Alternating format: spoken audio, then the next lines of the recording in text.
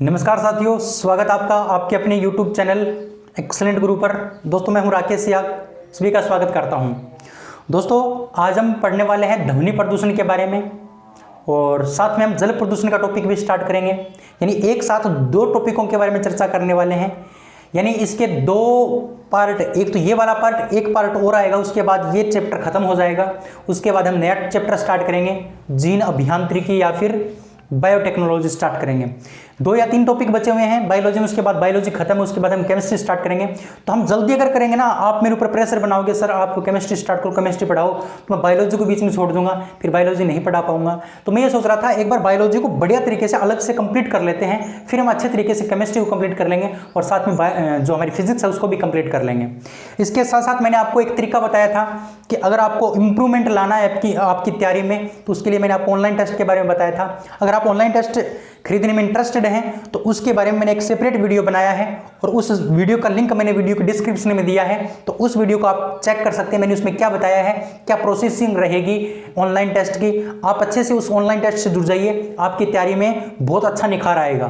देखिए 1 महीने में कुछ आपका होने वाला नहीं है। 1 महीने आप करके देखिए, आपको पता लगेगा भी आपको कैसे टेस्ट मिल रहे हैं और किस हिसाब से टेस्ट मिल रहे हैं और किस हिसाब से अपनी तैयारी में आप और इम्प्रूवमेंट ला सकते हो। वो सारी बातें मैं आपको बताने वाला हूँ उस टेस्ट के अंदर, या उस टेस्ट में ऐसी कुछ मतलब शामिल कर दूंगा मैं जिससे कि आप अच्छे से उनको अच्छे से तैयार कर सको। मतलब PDF वगैरह भी दे दूंगा, कोई दिक्कत नहीं है। तो हर टॉपिक वाइज हम टेस्ट लेने वाले हैं, तो उस टेस्ट के लिए आप अगर जुड़ना चाहें तो वीडियो के डिस्क्रिप्शन में लिंक दिया गया है वीडियो का, उस वीडियो को देख लीजिए। मैंने उसमें क्या बताया, किस प्रकार से आप टेस्ट से जुड़ सकते हो, है ना, सब बातें मैंने उसमें बता रखी हैं। तो अब हम उसके ऊपर चर्चा नहीं करते हैं, अब हम चलते हैं हमारे टॉपिक के ऊपर। अब हम चर्चा करने वाले हैं ध्वनि प्रदूषण के बारे में। किसके बारे में? ध्वनि प्रदूषण के बारे में। जैसा कि आपको पता है, मैं आपको वायु प्रदूषण पढ़ा चुका हूं और आज हम पढ़ने वाले हैं ध्वनि प्रदूषण के बारे में। सबसे पहले बात आती है ध्वनि प्रदूषण किसे कहा जाता है, ध्वनि प्रदूषण होता क्या है।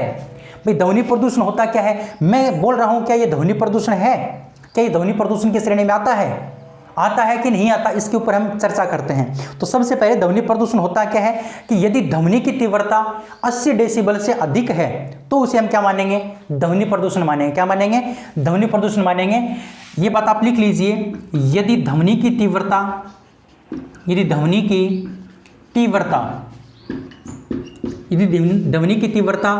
80 डेसिबल से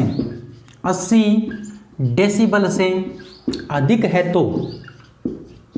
अधिक हो तो उसे हम क्या कहते हैं, वायु प्रदूषण कहते हैं। क्या कहते हैं? वायु प्रदूषण कहते हैं। यदि ध्वनि की तीव्रता जो है वो 80 डेसिबल से अधिक हो तो उसे हम क्या कहेंगे, ध्वनि प्रदूषण कहेंगे। तीव्रता को मापने की जो इकाई है वो है डेसिबल। तीव्रता को मापने की इकाई है डेसिबल। जिस प्रकार से लंबाई को मीटर में मापते हैं उसी प्रकार से हम इस तीव्रता को किसके अंदर मापते हैं, डेसिबल में मापते हैं। किस में मापते हैं? डेसिबल में मापते हैं। ये बात आपको ध्यान रखनी है। तो अगर ध्वनि की तीव्रता 80 डेसिबल से अधिक है तो उसको हम क्या कहेंगे, ध्वनि प्रदूषण कहेंगे।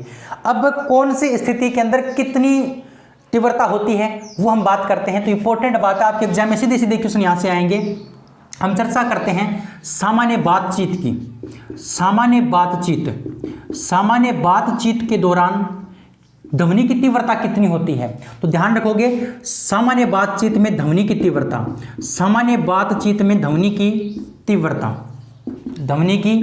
तीव्रता की अगर चर्चा करते हैं तो ये कितनी होती है। सामान्य बातचीत में जो ध्वनि की तीव्रता होती है वो 35 से लेके 60 डेसिबल के बीच में होती है। 35 से 60 डेसिबल के बीच में होती है। ये आंकड़ा आपको ध्यान रखना है, आपके एग्जाम की दृष्टि से वेरी इंपॉर्टेंट है। इसी प्रकार से आपको याद रखना पड़ेगा, सामान्य बातचीत जो हम करते हैं उसमें ध्वनि की तीव्रता कितनी होती है, 35 से लेके 60 डेसिबल तक होती है। कितनी होती है? 35 डेसिबल से लेके 60 डेसिबल तक होती है। अच्छा, एक बात आपको और ध्यान रखनी है, फुसफुसाहट में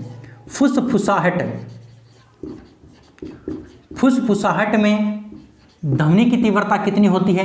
तो अगर फुसफुसाहट की बात करते हैं तो फुसफुसाहट में जो ध्वनि की तीव्रता होती है वो कितनी होती है, वो होती है बाबू 20 डेसिबल। कितनी होती है? 20 डेसिबल होती है। कितनी होती है? 20 डेसिबल, 20 डेसिबल। ये बात आपको याद रखनी अच्छे से, ठीक है, बिल्कुल आपको याद भी रहेगी। फुसफुसाहट में जो ध्वनि की तीव्रता होती है वो कितनी होती है, 20 डेसिबल, और सामान्य बातचीत में कितनी होती है, 35 से 60 डेसिबल। 35 से 60 डेसिबल। ये कुछ बातें आपको ध्यान रखनी है। उम्मीद करते हैं तीनों की तीनों बात आपको याद रहेंगी।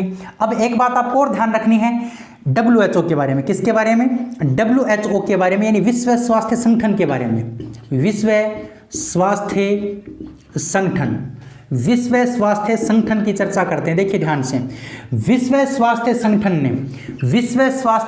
ने जो शहर है, शहरों के लिए 45 डेसिबल की जो ध्वनि है उसको सुरक्षित माना है। इंपॉर्टेंट बात है, WHO ने शहरों के लिए 45 डेसिबल 45 डेसिबल की ध्वनि को सुरक्षित माना है। ध्वनि को सुरक्षित माना है।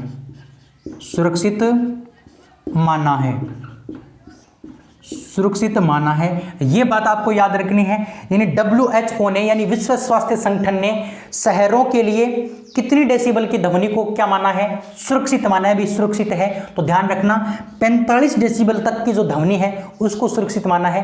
45 से अधिक की जो ध्वनि है उसको किसकी श्रेणी में शामिल किया गया है? ध्वनि प्रदूषण की श्रेणी में शामिल किया गया है, और वो सुरक्षित नहीं है। ये बात आपको अच्छे से ध्यान रखनी है। रहेगी अच्छे से बात याद? बिल्कुल। ये जो भी क्वेश्चन मैं आपको बता रहा हूं वो आपके एग्जाम की दृष्टि से बहुत इंपॉर्टेंट है, और इसी प्रकार से क्वेश्चन आपके एग्जाम में आते हैं। ठीक है, अब आपको ध्यान रखना है एक इंपॉर्टेंट बात, यानी जो आईपीसी का मतलब है Indian penal code. Indian penal code, यानी कहने का मतलब आईपीसी का मतलब क्या है? Indian penal code. तो आईपीसी की जो धारा कौन कौन सी? धारा 268 और 290, यानी आईपीसी की जो धारा 268 और 290 है उसमें किसके बारे में मतलब चर्चा की गई है? उस जो 268 और जो 290 प्रावधान है, या जो धारा हमारी 268 और जो 290 धारा है उसमें ध्वनि प्रदूषण के बारे में क्या किया गया है? प्रावधान बताए गए हैं। ये इंपॉर्टेंट बात है।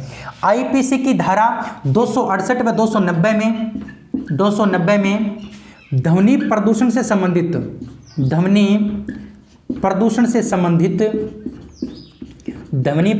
संबंधित प्रावधान बताए गए हैं। क्या बताए गए हैं? प्रावधान बताए गए हैं। ये बात आपको अच्छे से ध्यान रखनी है। कौन सी धारा में बताए गए हैं ध्वनि प्रदूषण के प्रावधान? 268 और 290 में। धारा 268 और 290 में ध्वनि प्रदूषण से संबंधित क्या बनाए गए हैं? प्रावधान बनाए गए, या फिर प्रावधान है उसमें लिखे गए हैं। ये बात आपको ध्यान रखनी है ध्वनि प्रदूषण के बारे में। इससे आगे और चर्चा करते हैं, इससे आगे और भी हमें कुछ ना कुछ पढ़ना है जो आपके लिए बहुत इंपॉर्टेंट है। इसका आप स्क्रीनशॉट ले लीजिए, फिर हम आगे बढ़ते हैं। बिल्कुल आपने इसका स्क्रीनशॉट ले लिया होगा, तो ये सारी बातें आपको समझ में आई होगी। अब हम चर्चा करते हैं इससे आगे बहुत ही अच्छे तरीके से, दमदार तरीके से। चलिए, तो अगला जो पॉइंट है हमारा उसकी चर्चा करते हैं। ध्यान से समझना। अब हम चर्चा करेंगे ध्वनि प्रदूषण के बारे में कुछ इंपॉर्टेंट बातों की। अब ध्वनि प्रदूषण मैंने आपको बताया कि ध्वनि प्रदूषण जो है वो शहरों के लिए कितना WHO ने सुरक्षित माना है। तो 45 डेसिबल की जो ध्वनि है उसको शहरों के लिए WHO ने क्या माना है? सुरक्षित माना है। अगर हम चर्चा करें ध्वनि प्रदूषण की, तो ध्वनि प्रदूषण हम किसे कहेंगे? ध्वनि प्रदूषण कहेंगे जहां 80 डेसिबल से अधिक जो ध्वनि है, तीव्रता है, उसको हम क्या कहेंगे? ध्वनि प्रदूषण की श्रेणी में रखते हैं। उसके बाद मैंने आपको ये बताया कि फुसफुसाहट में कितनी ध्वनि की तीव्रता होती है और सामान्य बातचीत में कितनी होती है। ये बात आपको ध्यान रखनी है। अब एक इंपॉर्टेंट बात आपको ध्यान रखनी है, मुंबई और दिल्ली दो ऐसे शहर हैं, या दो ऐसे मतलब जगह हैं जहाँ जो सबसे ज़्यादा ध्वनि प्रदूषण से क्या है? प्रभावित हैं। तो याद रखोगे आप, मुंबई व दिल्ली ध्वनि प्रदूषण से सर्वाधिक प्रभावित हैं। ये बात आप अच्छे से याद रखोगे। यानी जो मुंबई और जो दिल्ली है वो ध्वनि प्रदूषण से सबसे ज्यादा क्या है, प्रभावित है। आपसे क्वेश्चन पूछ सकता है कि निम्न में से कौन सी जगह या कौन सा शहर सबसे अधिक ध्वनि प्रदूषण से प्रभावित है, तो याद रखोगे मुंबई और दिल्ली, मुंबई और दिल्ली। अच्छा, ध्वनि की तीव्रता आवासीय क्षेत्र में कितनी होनी चाहिए और शांत क्षेत्र में कितनी होनी चाहिए, ये बात भी आपसे पूछी जा सकती है। ध्वनि की तीव्रता जहां पर आवास हो, यानी जहां मतलब घर वगैरह हो, तो वहां पर तीव्रता कितनी होनी चाहिए, तो ये क्वेश्चन भी आपसे पूछा जा सकता है। तो आप याद रखोगे आवासीय क्षेत्र में ध्वनि की तीव्रता, आवासीय क्षेत्र में, आवासीय क्षेत्र में ध्वनि की तीव्रता, ध्वनि की तीव्रता, आवासीय क्षेत्र में ध्वनि की तीव्रता की चर्चा करते हैं। भी आवासीय क्षेत्र में ध्वनि की तीव्रता कितनी होनी चाहिए, तो आवासीय क्षेत्र में ध्वनि की जो तीव्रता होनी चाहिए वो कितनी होनी चाहिए, 55 डेसिबल। 55 डेसिबल से अधिक नहीं होनी चाहिए, 55 डेसिबल से अधिक नहीं होनी चाहिए आवासीय क्षेत्र में। अगर हम चर्चा करते हैं शांत क्षेत्र की, किसकी चर्चा करते हैं, शांत क्षेत्र की, शांत क्षेत्र में ध्वनि की तीव्रता कितनी होनी चाहिए, तो शांत क्षेत्र में होनी चाहिए बाबू 45 डेसिबल। कितने डेसिबल, 45 डेसिबल।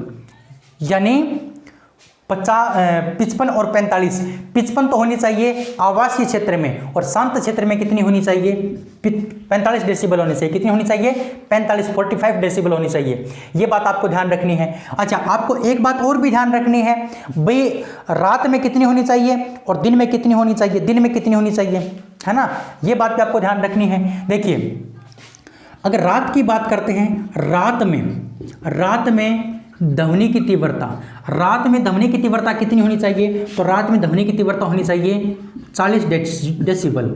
40 डेसिबल से अधिक नहीं होनी चाहिए रात में। रात के टाइम, नाइट के टाइम ध्वनि की जो तीव्रता है वो कितनी सही मानी गई है, 40 तक सही मानी गई है। कितने तक सही मानी गई है, 40 तक, 40 तक सही मानी गई है। ये कुछ आंकड़े आपको ध्यान रखने हैं और अच्छे से आपको इनका स्क्रीनशॉट ले लेना है, फिर हम आगे बढ़ते हैं, क्योंकि यहाँ से क्वेश्चन आपको डायरेक्ट पूछ से लिया जाएगा। ठीक है, बहुत अच्छा, बहुत अच्छा। अच्छा, आपके दिमाग में ये भी आया होगा, सर आपने दिन की तो नहीं बताई, चलिए दिन की भी देख लीजिए। दिन में कितनी होनी चाहिए, दिन में अगर ध्वनि की तीव्रता की अगर बात करते हैं तो दिन में ध्वनि की तीव्रता होनी चाहिए 50 डेसिबल। कितने डेसिबल, 50 डेसिबल। कितनी होनी चाहिए, 50, 45, 50, 55, 50, 45 और 40, 5 का डिफरेंस है, लेकिन आपको थोड़ा सा ध्यान रखना है। रात में 40, दिन में 50, आवासीय क्षेत्र में 45, शांत क्षेत्र में 45। ये 55 और 45, ये आंकड़े आपको अच्छे से ध्यान रखने हैं। चलिए आगे बढ़ते हैं। अब हम चर्चा करते हैं ध्वनि प्रदूषण से क्या क्या प्रभाव उत्पन्न होता है।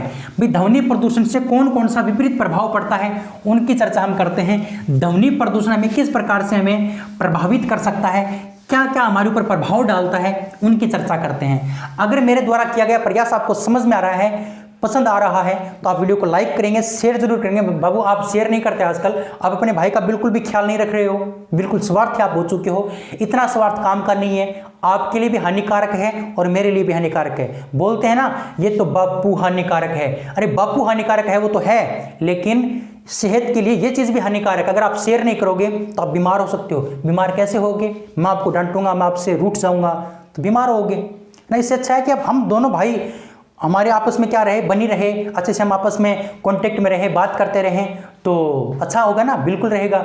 अगर आप मेरे से दूर हो गए तो मैं बीमार, अगर मैं आपसे दूर हो गया तो आप बीमार, तो बीमार किसको भी नहीं होना है। हमें एकदम अच्छे से हमारा टारगेट जो है ना, उस टारगेट को अचीव करना है, उस टारगेट को पाना है, इसके लिए आपको वीडियो शेयर करना पड़ेगा।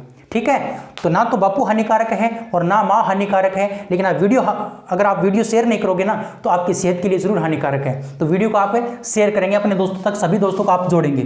ठीक है, आप 2 सेकंड का टाइम भी अपने भाई के लिए नहीं दे सकते तो बताओ क्या कर सकते हो।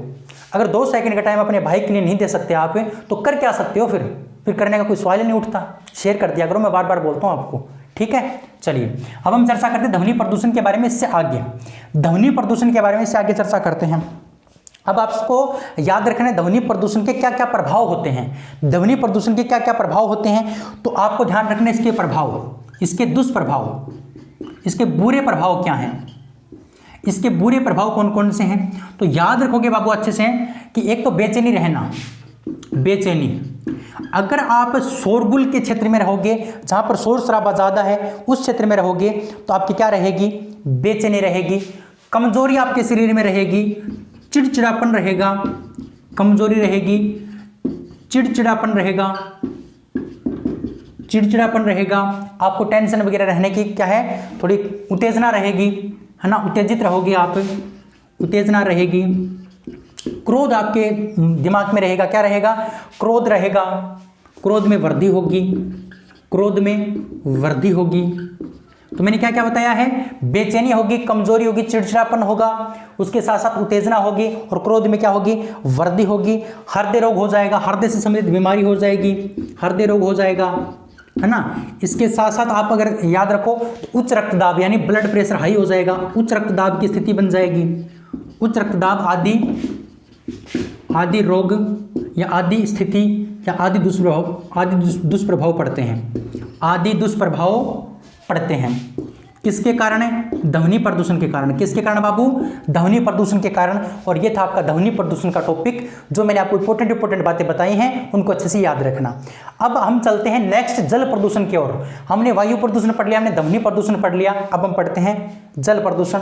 और जल प्रदूषण का टॉपिक कुछ मैं आज करवाऊंगा और कुछ करवाऊंगा मैं आपको अगले वीडियो में। उसके बाद हमारा ध्वनि प्रदूषण, जल प्रदूषण खत्म और ये चैप्टर खत्म, फिर हम नया टॉपिक ले लेंगे, ठीक है। चलिए, बहुत अच्छा, जबरदस्त। हाँ, अब हम चर्चा करते हैं किसके बारे में, जल प्रदूषण के बारे में। जल प्रदूषण क्या होता है, इसके बारे में चर्चा करते हैं। चलिए, बहुत अच्छा, जबरदस्त भाई, अच्छे से आप पढ़ लिया करो। जो भी मैं बातें बताता हूं उनका आप स्क्रीनशॉट ले लिया करो, फिर मैं आपको इनका नोट्स भी दे दूंगा। अभी मेरे पास नोट्स यहाँ पर है नहीं, लेकिन जैसे मैं वापस जाऊंगा तो मैं आपको नोट्स वगैरह अवेलेबल आपके लिए करवा दूंगा, ठीक है बाबू, बिल्कुल ठीक है। अच्छा, अब हम चर्चा करते हैं जल प्रदूषण के बारे में। किसके बारे में, जल प्रदूषण के बारे में। आप हेडिंग लगा सकते हो, जल प्रदूषण।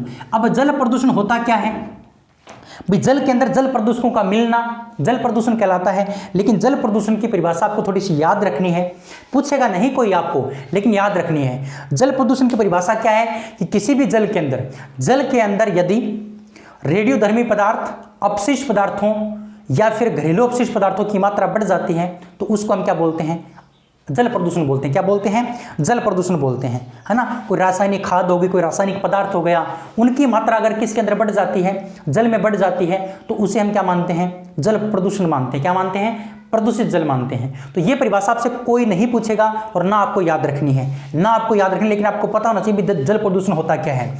लेकिन आपके लिए एक इंपॉर्टेंट बात बताता हूं जो आपको याद रखनी ही पड़ेगी, इसके अलावा आपके पास कोई चांस नहीं है, कोई चारा नहीं है, कोई दूसरा रास्ता नहीं है, आपको याद रखनी पड़ेगी।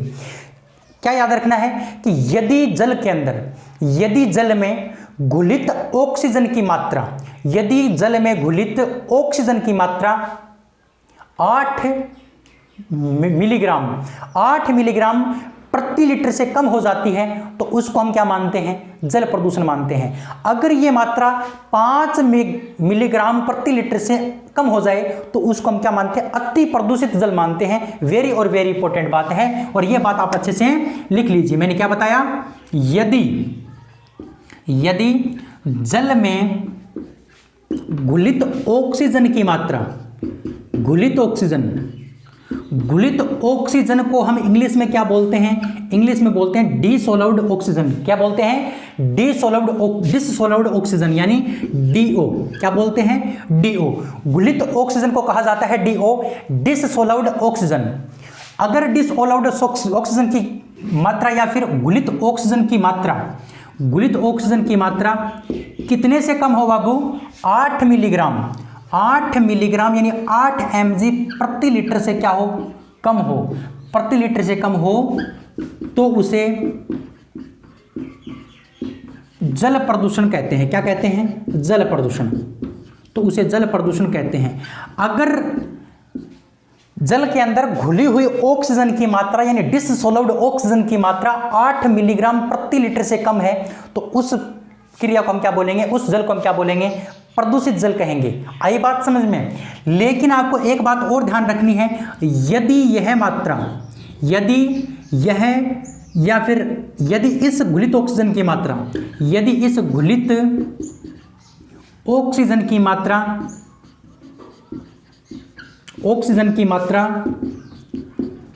5 मिलीग्राम, कितने मिलीग्राम, 5 मिलीग्राम प्रति लीटर से कम हो जाए, प्रति लीटर से कम हो जाए तो उसे अति प्रदूषित जल कहते हैं। तो उसे हम क्या कहते हैं? तो उसे अति प्रदूषित जल कहते हैं। अति प्रदूषित जल कहते हैं। तो उसे हम अति प्रदूषित जल कहते हैं। यह बात आपको ध्यान रखनी है। किसके बारे में? इस जल प्रदूषण के बारे में। वेरी और वेरी इंपॉर्टेंट बाबू, और वेरी इंपॉर्टेंट बाबू, दो बात मैंने बताई और वेरी इंपॉर्टेंट बताई हैं। जल प्रदूषण 8 मिलीग्राम प्रति लीटर से कम, अति प्रदूषित जल 5 मिलीग्राम प्रति लीटर से कम, घुलित ऑक्सीजन यानी DO। ये रहेगी बात याद अच्छे से? बिल्कुल रहेगी, मुझे पता है रहेगी। इन दोनों बातों को आप लिख लीजिए, इसका स्क्रीनशॉट ले लीजिए, फिर हम आगे बढ़ते हैं। चलिए, ले लिया होगा आपने स्क्रीनशॉट, बहुत अच्छा। अब देखिए, जल प्रदूषण से संबंधित एक परिभाषा आपको ध्यान रखनी है, यानी जल प्रदूषण के टॉपिक से ही संबंधित एक परिभाषा है जो आपको बार बार काम आएगी, और वो परिभाषा आपके लिए इंपॉर्टेंट है, आपके एग्जाम की दृष्टि से इंपॉर्टेंट है। और वो परिभाषा किसकी है? वो परिभाषा है जैव रासायनिक मांग की, जैव रासायनिक ऑक्सीजन मांग, है ना। इंपॉर्टेंट है, ये काम आएगी आपको जब जैसे मैं आपको जल प्रदूषण का टॉपिक आगे पढ़ाऊंगा ना, तो वहां ये परिभाषा आपको काम आएगी, इसलिए पहले पढ़नी जरूरी है। ठीक है, तो समझो परिभाषा क्या है? जैव रासायनिक ऑक्सीजन मांग, जैव रासायनिक ऑक्सीजन मांग, जैव रासायनिक ऑक्सीजन मांग, है ना। इसको इंग्लिश में बोलते हैं BOD। BOD क्यों बोलते हैं बाबू? इसको BOD इसलिए बोलते हैं, जैव रासायनिक का मतलब biochemical, biochemical, BIO chemical, biochemical, है ना। O का मतलब ऑक्सीजन, D का मतलब डिमांड यानी मांग, डिमांड यानी मांग, ऑक्सीजन का मतलब ऑक्सीजन, और जैव रासायनिक का मतलब होता है बायोकेमिकल। क्या होता है? बायोकेमिकल। तो बायोकेमिकल ऑक्सीजन डिमांड, यानी इसको BOD भी बोलते हैं। क्या बोलते हैं? BOD भी बोलते हैं। अब ये BOD होता क्या है, इसके बारे में चर्चा करते हैं। तो क्वेश्चन आपसे पूछ लेगा BOD क्या है, तो आपको याद रखना है।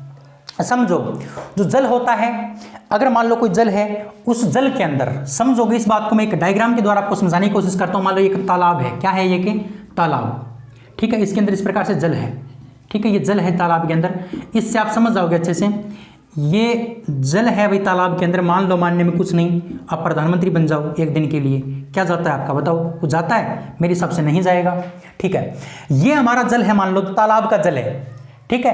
अब इस जल के अंदर किसकी मात्रा बढ़ जाए? इसके अंदर मात्रा बढ़ जाए नाइट्रेट, फास्फेट व कार्बनिक पदार्थ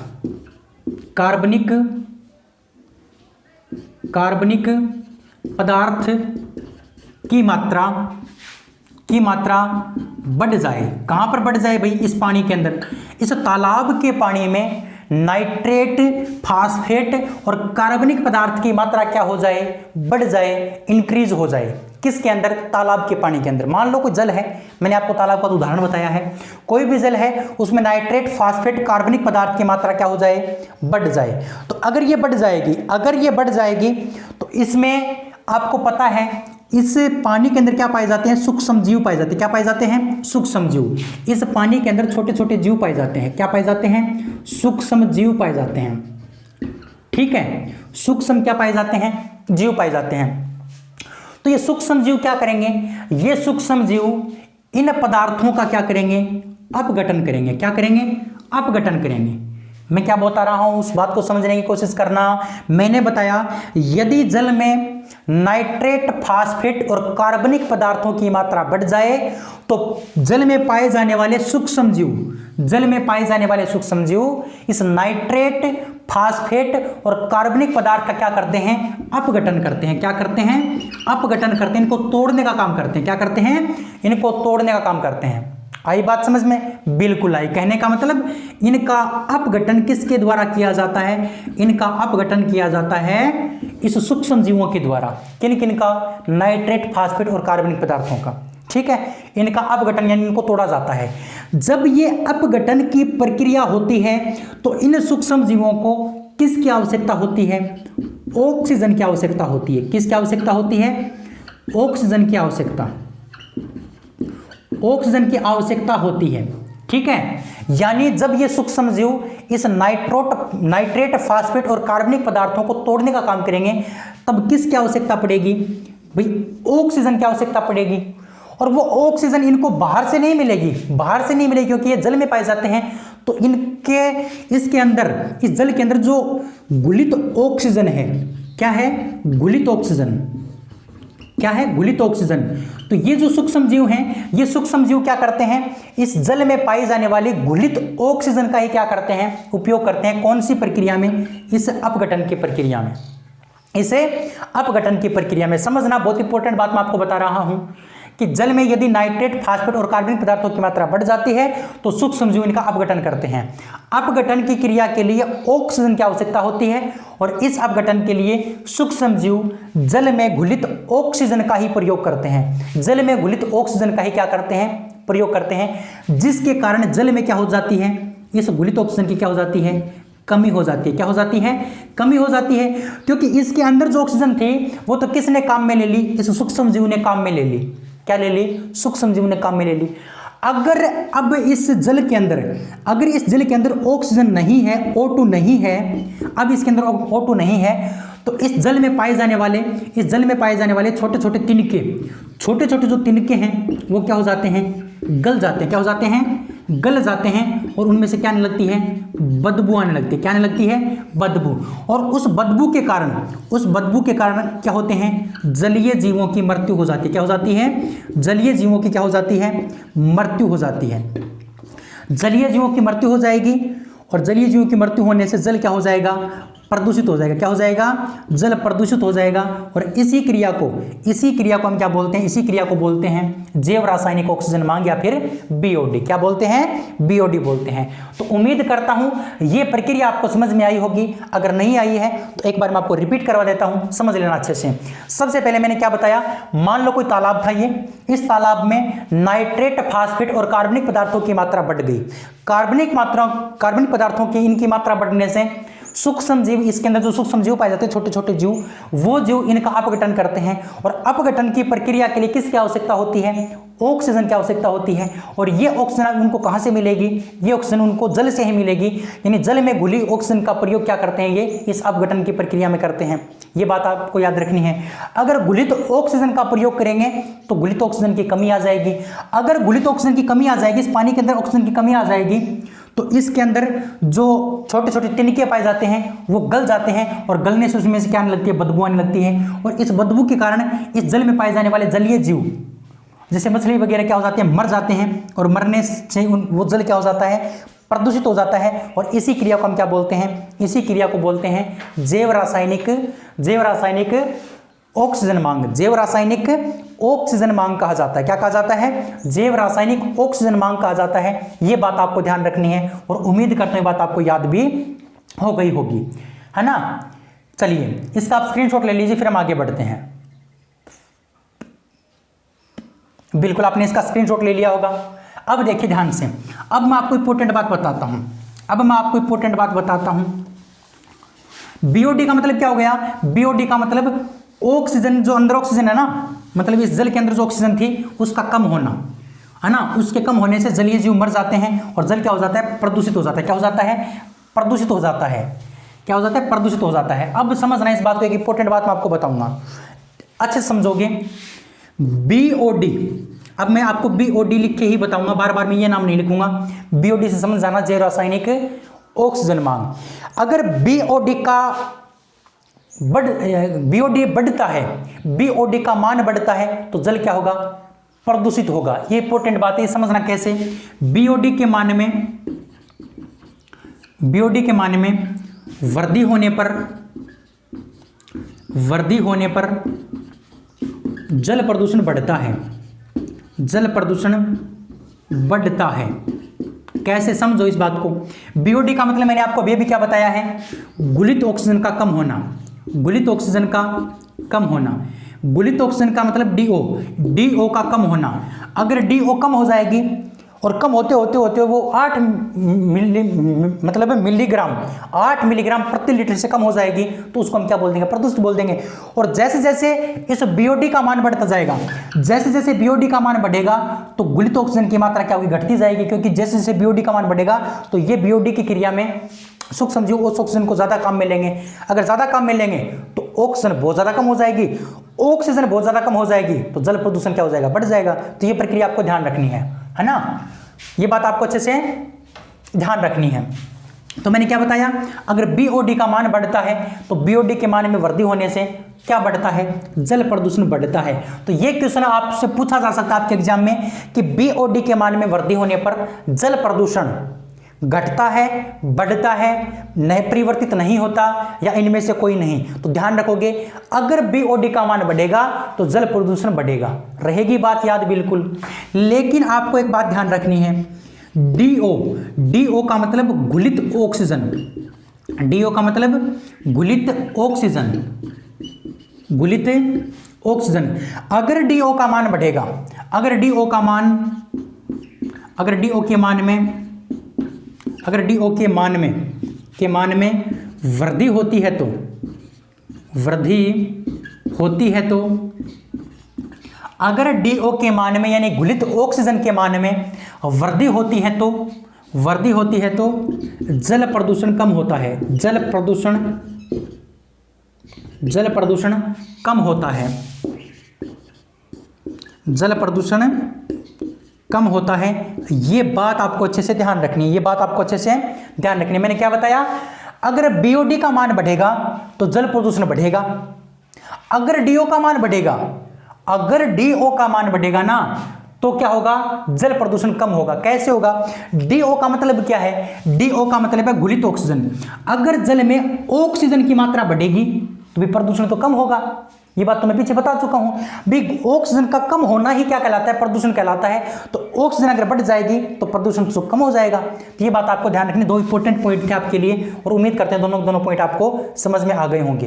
ये दोनों के दोनों पॉइंट आपको समझ में आ गए होंगे। चलिए एक पॉइंट मैं आपको और बताता हूं, हमारा जो पीने योग्य जल होता है, पीने योग्य जल है ना, पीने योग्य जल, तो पीने योग्य जल में बीओडी का मान कितना होना चाहिए, ये क्वेश्चन आपसे पूछा जा सकता है। तो आप याद रखोगे पीने योग्य जल में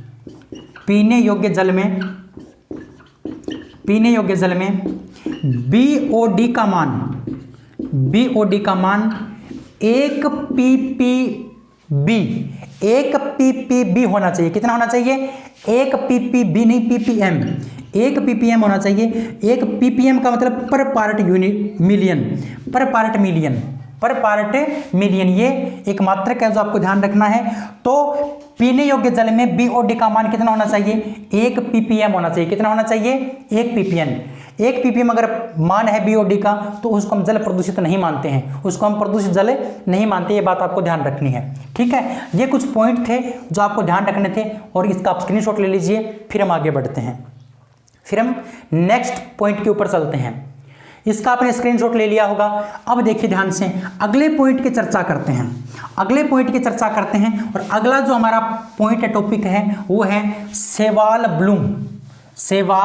ब्लूम। ये भी किससे संबंधित है, ये भी इसी जल प्रदूषण से संबंधित ही टॉपिक है, इसलिए जल प्रदूषण की टॉपिक में हमें ये पढ़ना पड़ेगा। सेवाल ब्लूम क्या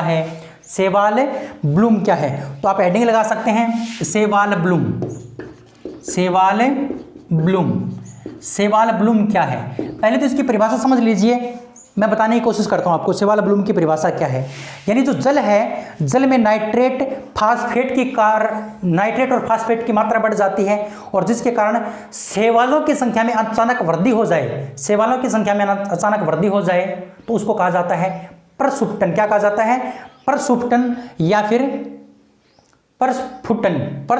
फिर सेवाल ब्लूम कहा जाता है। क्या कहा जाता है, प्रस्फुटन या फिर सेवाल ब्लूम कहा जाता है। जिसकी परिभाषा आप लिखोगे अच्छे से।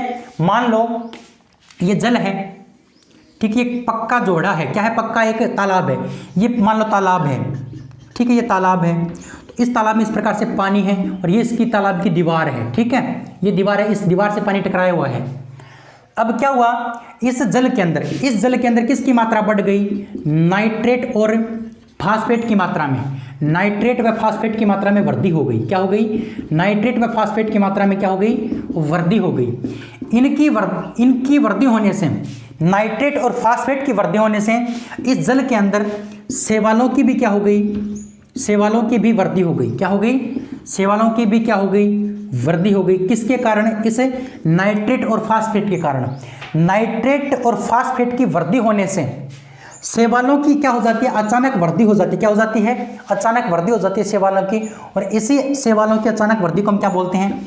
प्रस्फुटन, प्रस्फुटन या फिर शैवाल ब्लूम कहते हैं। क्या कहते हैं? प्रस्फुटन या फिर शैवाल ब्लूम के नाम से इसको जानते हैं। यह बात आपको ध्यान रखनी, बिल्कुल सिंपल सी बात है कि यदि जल में नाइट्रेट और फास्फेट की संख्या में वृद्धि हो जाती है, नाइट्रेट या फिर फास्फेट की मात्रा में वृद्धि हो जाती है, तो अचानक शैवालों की संख्या में भी वृद्धि हो जाती है। इसी को हम क्या कहते हैं? प्रस्फुटन या फिर शैवाल ब्लूम कहते हैं। क्या कहते हैं? प्रस्फुटन या फिर शैवाल ब्लूम कहते हैं। ठीक है, बहुत अच्छा। अब अगर शैवाल ब्लूम होगा यानी शैवालों की वृद्धि होगी तो बीओडी का मान क्या हो जाएगा? बढ़ जाएगा। बीओडी का मान क्या हो जाएगा? बढ़ जाएगा। बीओडी का मान क्या हो जाएगा? बढ़ जाएगा। और बीओडी का मान बढ़ने से जल क्या हो जाएगा? प्रदूषित हो जाएगा। तो इसका मतलब शैवालों की जब वृद्धि होती है, पानी के अंदर शैवालों की जब वृद्धि होती है तो पानी क्या हो जाता है? प्रदूषित हो जाता है। क्या हो जाता है? प्रदूषित। क्यों? क्योंकि शैवालों की वृद्धि से बीओडी का मान बढ़ जाता है। शैवालों की वृद्धि से किसका मान बढ़ जाता है? बीओडी का मान बढ़ जाता है। इसका मतलब जल क्या हो जाता है? प्रदूषित हो जाता है। ये बात आपको ध्यान रखनी है और उम्मीद करते हैं ये बात आपको याद रहेगी। ये बात आपको याद रहेगी। चलिए आगे बढ़ते हैं। नेक्स्ट, इसका आपने स्क्रीनशॉट ले लिया होगा अच्छे से, बिल्कुल आपको याद भी हो गया होगा। अब नेक्स्ट पॉइंट की चर्चा करते हैं। अगला पॉइंट आपको अच्छे से समझना है। जल से संबंधित एक बात आपको और ध्यान रखनी है कि जो जल होता है, जल में अगर अत्यधिक फ्लोराइड है, अत्यधिक क्या है? फ्लोराइड है, तो उसे हम क्या बोलते, उससे क्या होगा? अगर अत्यधिक फ्लोराइड हो जाता है तो उससे एक रोग हो जाता है। उस रोग का नाम आपको ध्यान रखना है। उस रोग का आपको ध्यान रखना है। देखिए ध्यान से, इंपॉर्टेंट बात मैं आपको बता रहा हूं। जल में फ्लोराइड की मात्रा, जल में फ्लोराइड की मात्रा, फ्लोराइड की मात्रा कितनी होनी चाहिए? जल के अंदर जो फ्लोराइड है उसकी मात्रा होनी चाहिए 1 ppm। कितनी होनी चाहिए? 1 ppm होनी चाहिए। ये बात आपको ध्यान रखनी है कि जो हमारा जल होता है उसमें फ्लोराइड की मात्रा कितनी होनी चाहिए। अगर हमारा जल शुद्ध है या प्रदूषित नहीं है तो उसमें फ्लोराइड की मात्रा को कितनी मिलेगी? 1 ppm मिलेगी। कितनी मिलेगी? 1 ppm मिलेगी। ये बात आपको ध्यान रखना है। अगर जल में फ्लोराइड की वृद्धि हो जाती है, किसकी वृद्धि हो जाती है? फ्लोराइड की वृद्धि हो जाती है। अगर जल में फ्लोराइड की वृद्धि हो जाती है तो एक रोग हो जाता है और उस रोग का नाम है फ्लोरोसिस रोग। कौन सा रोग है? फ्लोरोसिस रोग। फ्लोरोसिस रोग। ये बात आपको ध्यान रखना है कि जल में फ्लोराइड की मात्रा की वृद्धि होना, फ्लोराइड की वृद्धि से कौन सा रोग होता है? तो फ्लोरोसिस रोग होता है। कौन सा रोग होता है? फ्लोरोसिस रोग होता है। ये बात आपको ध्यान रखनी है। अगर जल में फ्लोराइड की वृद्धि होती है तो फ्लोरोसिस रोग होता है। ये बात आपको अच्छे से ध्यान रखनी पड़ेगी, तब जाके आपका काम बनेगा। और जल में फ्लोराइड की मात्रा कितनी होनी चाहिए? 1 ppm होनी चाहिए। कितनी होनी चाहिए? 1 ppm होनी चाहिए। ये बात आपको ध्यान रखनी है। अच्छा, एक बात आपको और ध्यान रखना है, NEERI। NEERI इसकी फुल फॉर्म आप लिख लीजिए, राष्ट्रीय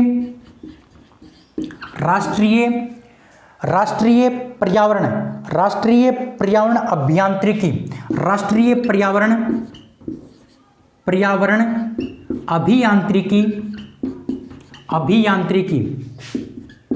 अभियांत्रिकी अनुसंधान केंद्र, अनुसंधान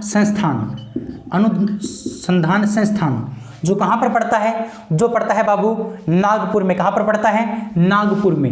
ये कहाँ पर पड़ता है? नागपुर में पड़ता है। ये आपका एक जीके का क्वेश्चन भी कंप्लीट हो गया कि जो NEERI राष्ट्रीय पर्यावरण अभियांत्रिकी अनुसंधान जो संस्थान है वो कहाँ पर पड़ता है? नागपुर में पड़ता है। कहाँ पर पड़ता है? नागपुर में। तो दोस्तों ध्यान रखना, इससे NEERI ने यानी NEERI नागपुर ने फ्लोराइड की मात्रा को कम करने की एक विधि विकसित की थी। उस विधि का नाम आपको ध्यान रखना है। तो ध्यान रखना, NEERI ने फ्लोराइड की नालकोंडा विधि से, नालकोंडा विधि से, नालकोंडा विधि से जल में फ्लोराइड की मात्रा कम की, या इस प्रकार से लिखो, आपको सही याद रहेगा, NEERI ने जल में से फ्लोराइड की मात्रा कम करने के लिए, फ्लोराइड की मात्रा नियंत्रित करने के लिए कौन सी विधि प्रचलित की थी? तो नियंत्रित करने के लिए नालकोंडा विधि प्रचलित की, नालकोंडा विधि विकसित की। ये बात आपको ध्यान रखनी है कि जो NEERI जो मतलब संस्थान है नागपुर के अंदर, उसने फ्लोराइड की मात्रा कम करने के लिए, जल में से फ्लोराइड की मात्रा कम करने के लिए कौन सी विधि प्रचलित की थी? नालकोंडा विधि प्रचलित की थी। कौन सी विधि प्रचलित की थी? नालकोंडा विधि प्रचलित की थी। ये बात आपको ध्यान रखनी, किसने? NEERI ने। अच्छे से आप याद रखोगे, राष्ट्रीय पर्यावरण अभियांत्रिकी अनुसंधान संस्थान नागपुर ने फ्लोराइड की मात्रा कम करने के लिए किसको विकसित किया था? नालकोंडा विधि को विकसित किया था। और उम्मीद करता हूं दोस्तों यहां तक आपको टॉपिक समझ में आया होगा। स्क्रीनशॉट इसका ले लीजिए। इससे आगे का जो टॉपिक है वो हम पढ़ेंगे अगली क्लास में, और इस क्लास को हम यहीं पर स्टॉप करते हैं। उम्मीद करता हूं आपको ये बात समझ में आई होगी।